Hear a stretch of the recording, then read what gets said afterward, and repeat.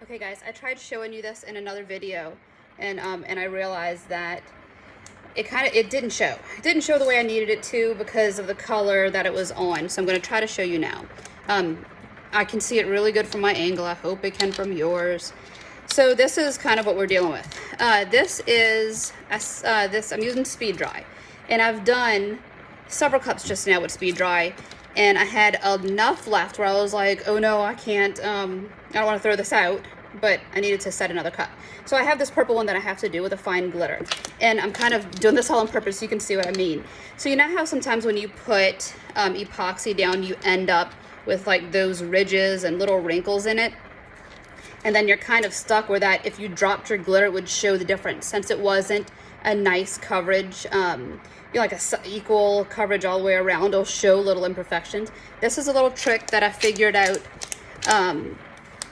when I was making a mistake one day and I was trying to save something. So you can see little differences of where my fingerprints are in the epoxy, or sometimes where lines will go whenever you put it down. What I've noticed is that if you can pull your glove super tight and just with the palm of your hand go through and kind of mush up where you put that epoxy down, what will happen is that as it starts to self-level, it will equal out and get rid of some of those really harsh ridges that you see across the full cup.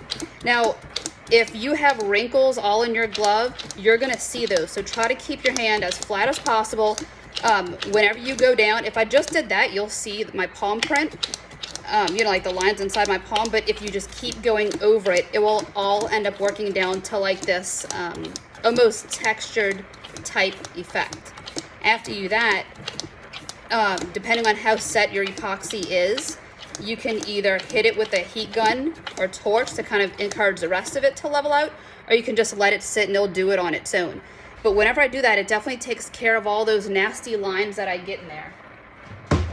If you try to do this when your epoxy is too set up, then you'll have it kind of going in like weird bubbles. I don't know if you've ever tried to add heat to epoxy once it started to cure, but you'll just really just mess it up.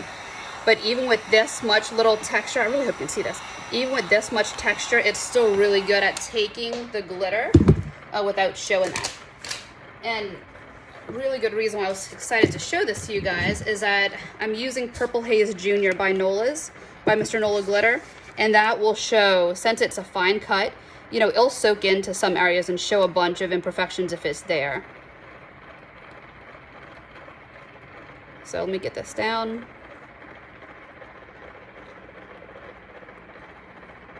I just realized how dirty this glitter has gotten from reusing it.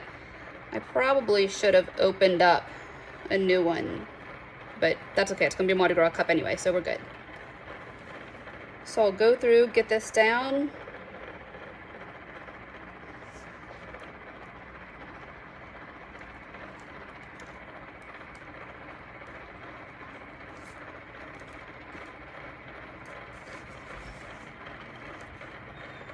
And I don't know if you can see it right now, but you can't even see any of those ripples. Like the way that the glitter kind of fell into it, it's all equaled out. Even the parts that were pulled up a little more, what I'll do, we'll knock it off, and then we'll go in with a second coat. And not with putting epoxy in a second coat. I'll just sprinkle more on top and make sure that goes the way I want it.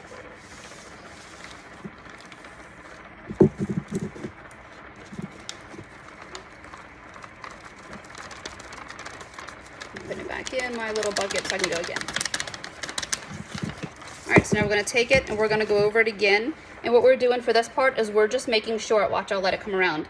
So you see how that's nice and like fluffy and that is flat? I had a little too much epoxy in that section, so my glitter just soaked it up. Or epoxy just soaked up the glitter, absorbed it, I don't know. You know what I'm saying? Can't find the word, but you know what I mean. So then what I'm doing is I'm going back over it with more glitter. That way it will, at some point it'll stop absorbing it and it will lay the way we want it to. If you're still having problems with it absorbing it too much in one section, then just let it sit for a little while, let it spin and cure a little, and then you can kind of, if you don't forget about it, you can get to it in time to put another layer in there because it will still be tacky.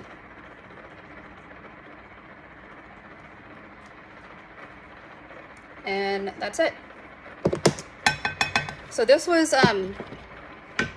definitely not meant to be a glittering video or full tutorial or anything, but just a little tip for what I do whenever I do get those really rough lines that go through from like streaks or anything from my fingers. I'm going to go through and pick up those bits that are messy, since I'm using a glitter that I've used a few different times, and just make sure it's cleaned up a little more. And then I'll go in with the rest of this design, which is something completely different, but really fun. Hope that helped you guys.